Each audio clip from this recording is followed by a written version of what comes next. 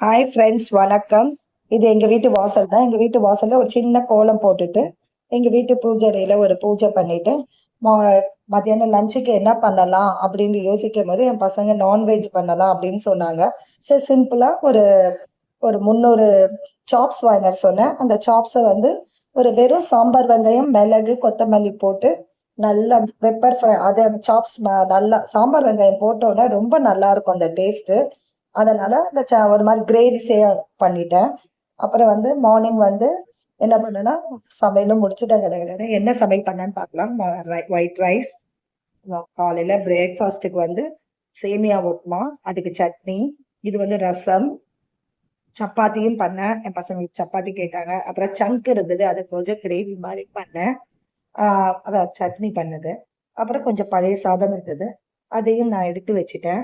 இதுதான் எங்க வீட்டு லஞ்சு. ஈஸியா சீக்கிரம் வேலை முடிஞ்சிச்சு. நான் வெசல்லாம் வாஷ் பண்ணிட்டு, எங்க வீட்டு ரூம்ல நல்லா வெயில் அடிக்கும், அதனால அங்கேயே வந்து நான் நல்லா வெசல்லாம் வாஷ் பண்ணி அங்கே ட்ரை பண்றதுக்காக விட்டுருவேன்.